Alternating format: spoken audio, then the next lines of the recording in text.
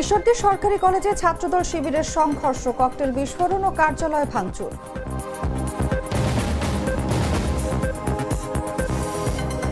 নারায়ণগঞ্জের সিদ্ধিরগঞ্জে ব্যানারে ছবি না থাকায় পরীক্ষার হলের সামনে বিএনপির দুপক্ষের হাতাহাতি।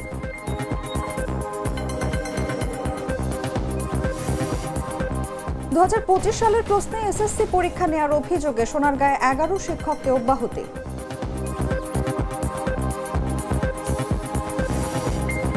তনু হত্যাকাণ্ডে জড়িত থাকার অভিযোগে 10 বছর পর সাবেক সেনা সদস্য হাফিজুর রহমান গ্রেফতার।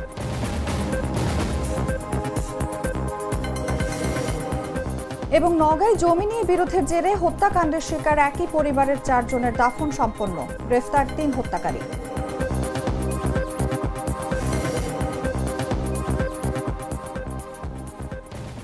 এতক্ষণ শুনছিলেন সংবাদ শিরোনাম। দর্শক আমন্ত্রণ দেশ জুড়ে সংবাদে, সঙ্গে আছি আমি অনুভা বিশ্বাস।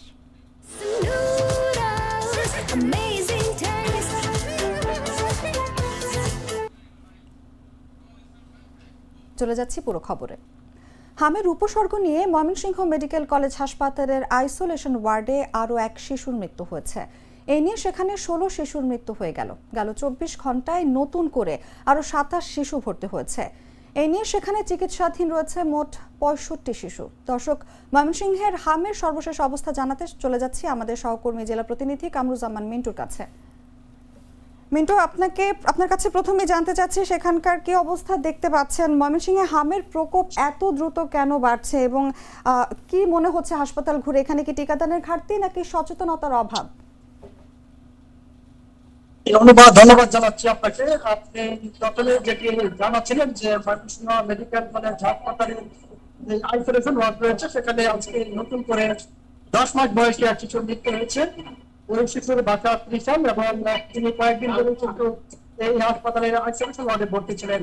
আমি যদি আপনাকে একটু জানিয়ে রাখি যে ময়মনসিংহের যে ইউপিআই কেন্দ্র আছে, ইউপিআই কেন্দ্রে আমি খোঁজ নিয়েছিলাম।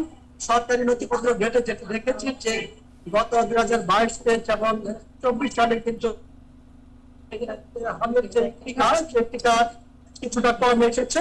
এবং এছাড়া আমি কথা বলেছিলাম সিভিল সার্জন কার্যালয়ের সংশ্লিষ্ট কর্মকর্তা এবং সিভিল সার্জনের সাথে।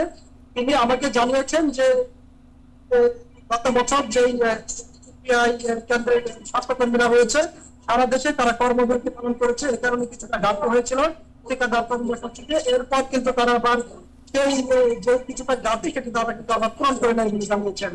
এছাড়া গত কয়েক বছর ধরে কিছুটা সংকট ছিল এবং সময় ধরে প্রথমে ময়মনসিংহ সদর এবং ফুলপুর উপজেলায় কিন্তু হয়েছে এবং গত কয়েকদিন যাবৎ ময়মনসিংহ জেলায় কিন্তু টিকাদান কর্মসূচি সচেতনতার অবশ্যই রয়েছে।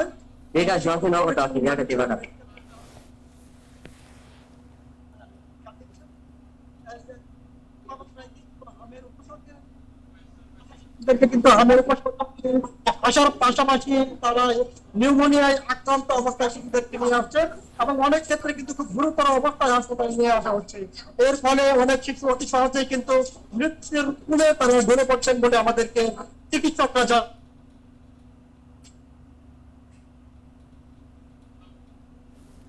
হামের উপসর্গ নিয়ে মৃত্যুর সংখ্যা কেন বাড়ছে? এখানে কি শুধু হামই জড়িত নাকি নিউমোনিয়া এবং অপুষ্টির মতন রোগও দেখতে পাচ্ছেন হাসপাতালে? ধন্যবাদ। আপনাকে আমি জানাচ্ছিলাম যে আসলে হামের উপসর্গ পাশাপাশি কিন্তু নিউমোনিয়ায় আক্রান্ত হয়ে শিশুদেরকে তাদের অবস্থা এই হাসপাতালের চিকিৎসকরা কিন্তু আমাদেরকে জানিয়েছেন যে এই হামের উপসর্গের পাশাপাশি অনেকে গুরুতর নিউমোনিয়া নিয়ে আসছেন এবং শেষ মুহূর্তে কিন্তু শিশুদেরকে নিয়ে আসা হচ্ছে। এর ফলেই কিন্তু আসলে অনেক শিশু মৃত্যু করে ঢলে পড়ছে এবং মারা যাচ্ছে। এই পরিস্থিতি নিয়ন্ত্রণে এখন আসলে জরুরি কি কি ধরনের পদক্ষেপ গ্রহণ করা উচিত বলে মনে করেন আপনি? চিকিৎসকরা যেমনটি জানিয়েছেন যে প্রথমেই কিন্তু শিশুদের যে অভিভাবক তাদেরকে সচেতনতা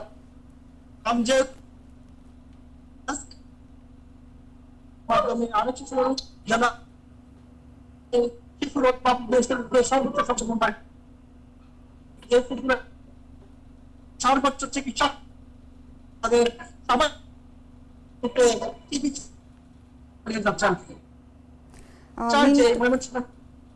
কিন্তু এই শিশুদের জন্য আলাদা আইসিইউ সেন্টার নেই, সেই কারণে কিন্তু তারা যে ইউএক্স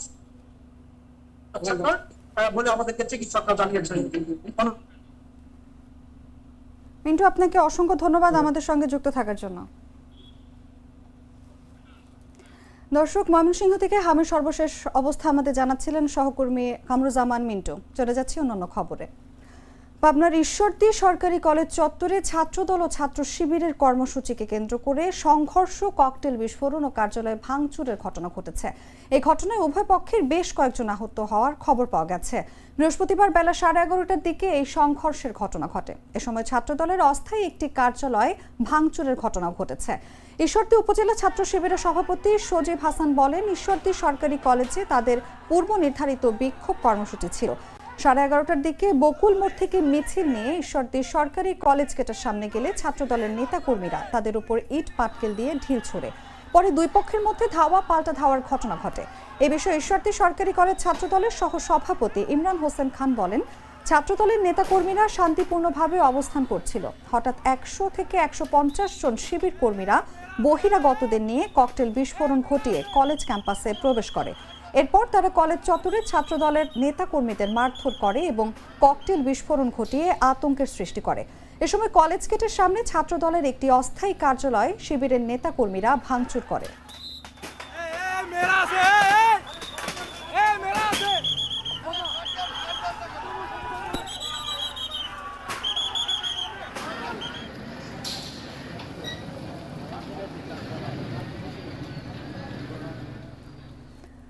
নারায়ণগঞ্জের সিদ্ধিরগঞ্জে এসএসসি পরীক্ষা চলাকালীন একটি কেন্দ্রের সামনে ব্যানারে ছবি ও নাম না থাকা নিয়ে বিএনপির দুই পক্ষের মধ্যে হাতাহাতির ঘটনা ঘটেছে।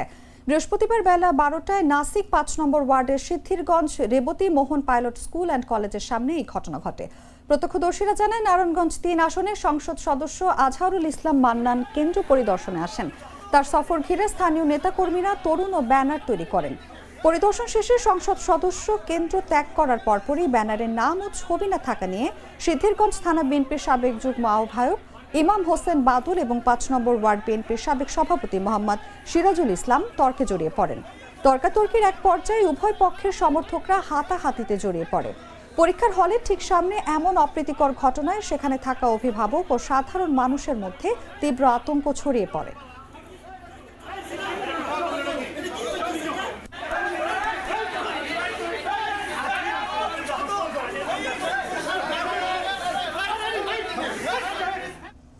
নারায়ণগঞ্জের সোনারগাঁয়ে এসএসসি পরীক্ষায় 2025 সালের প্রশ্নে 177 জন নিয়মিত শিক্ষার্থীর পরীক্ষা গ্রহণের অভিযোগে 11 শিক্ষককে পরীক্ষার সকল কার্যক্রম থেকে অব্যাহতি দেওয়া হয়েছে।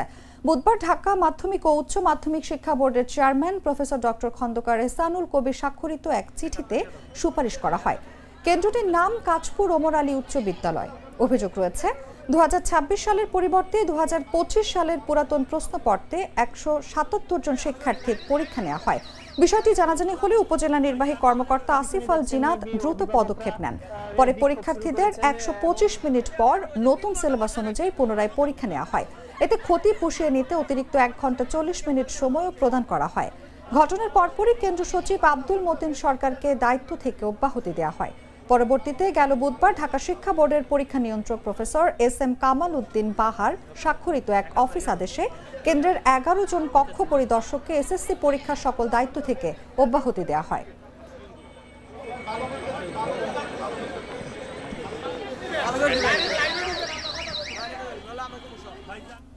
পঞ্চগড়ের মিস্ত্রিপাড়া সীমান্ত থেকে 2 বাংলাদেশি কিশোরকে ধরে নিয়ে 8 ঘন্টা পর ফেরত দিয়েছে বিএসএফ। বুধবার সন্ধ্যা 6:30টায় মিরগড় সীমান্তে পতাকা বৈঠকের মাধ্যমে তাদের বিজিবির কাছে হস্তান্তর করে বিএসএফ। পরে তাদের মিরগড় বিওপিতে নিয়ে যাওয়া হয়েছে। এর আগে সকালে উপজেলা সদরের গরিনাবাড়ি ইউনিয়নের মিস্ত্রিপাড়া সীমান্তের মেইন পিলার 417 এর 9 নম্বর সাব পিলার এলাকা থেকে বিএসএফ এর 132 ব্যাটালিয়নের মরিচা ক্যাম্পের সদস্যরা তাদের ধরে নিয়ে যায়। এই ঘটনায় বিএসএফ এর সঙ্গে যোগাযোগ করা হচ্ছে বলে জানায় বিজেপি। বিষয়টি নিশ্চিত করে পঞ্চগড় 18 বিজিবি ব্যাটালিয়নের অধিনায়ক লেফটেন্যান্ট কর্নেল আব্দুল্লাহ মোহাম্মদ কায়েস জানান, স্থানীয়দের মাধ্যমে বিষয়টি জানতে পেরে বিএসএফ এর সঙ্গে যোগাযোগ করা হয়। পতাকা বৈঠকের মাধ্যমে 8 ঘন্টার মধ্যে তাদের ফেরত আনতে সক্ষম হন তারা।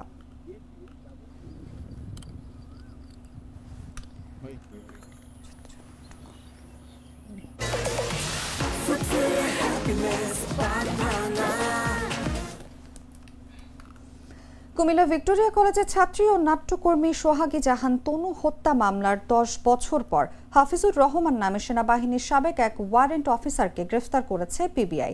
পরে তাকে কুমিল্লা আদালতে হাজির করা হলে 3 দিনের রিমান্ডে দেন আদালত।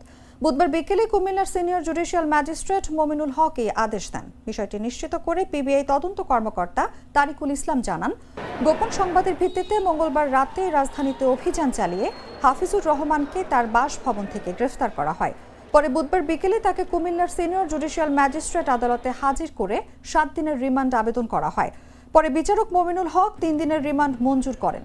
এ সময় আদালতে নিহত তনুর বাবা ইয়ার হোসেন, মা আনোয়ারা বেগম ও ছোট ভাই রুবেল হোসেন উপস্থিত ছিলেন।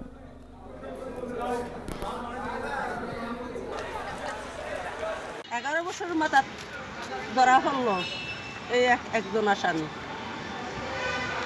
তো আশা করি যে কষ্ট করছি বাজান যে বিচারটা পামু। তো আমার মেয়ের যেমনি হত্যা করছে আমিও চাই মেয়ের যে আমার মেয়ের এমনি করছে তারাও তো ফাঁসি চাই। আমি দেশবাসীও জানি কইতে পারে বলে তনু হত্যার ফাঁসি হয়েছে।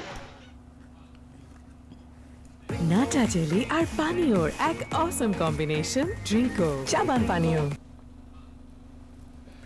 নগর নিয়ামতপুরে গলা কেটে হত্যাকাণ্ডের শিকার একই পরিবারের 4 সদস্যের দাফন সম্পন্ন হয়েছে।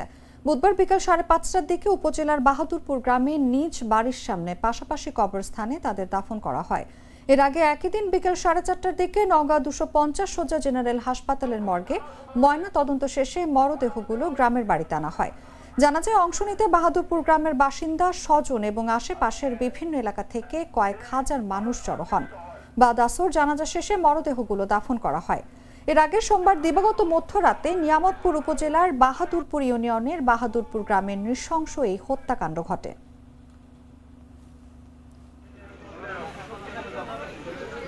লোককে কবরস্থানে নিয়ে যাওয়া হচ্ছে।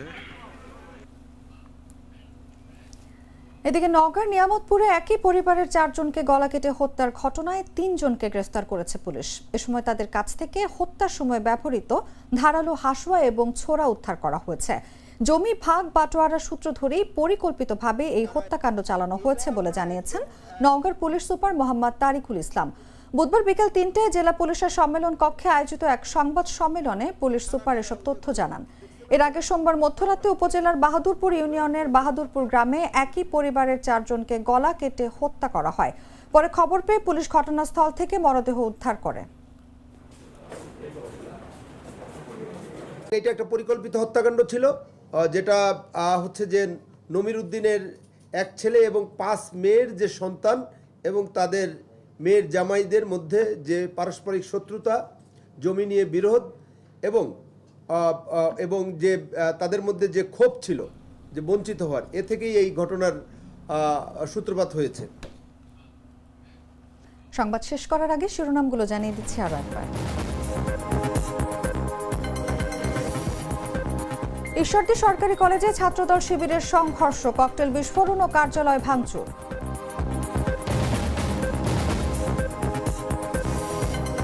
নারায়ণগঞ্জের সিদ্ধিরগঞ্জে ব্যানারে ছবি না থাকায় পরীক্ষার হলের সামনে বিএনপির 2 পক্ষের হাতাহাতি।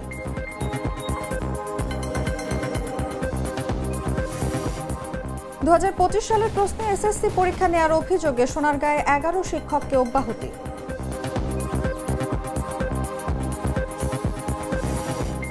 তনু হত্যাকাণ্ডে জড়িত থাকার অভিযোগে 10 বছর পর সাবেক সেনা সদস্য হাফিজুর রহমান গ্রেফতার।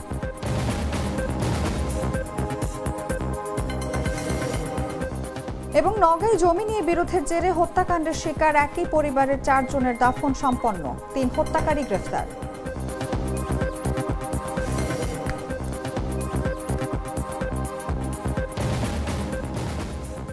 দর্শক, এই ছিল এখনকার মতো।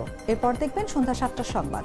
প্রতি মুহূর্তের সর্বশেষ খবর জানতে ভিজিট করুন jagonews24.com। ফলো করুন আমাদের ভেরিফাইড ফেসবুক পেজ এবং সাবস্ক্রাইব করুন জাগো নিউজের ইউটিউব চ্যানেল। ধন্যবাদ সবাইকে।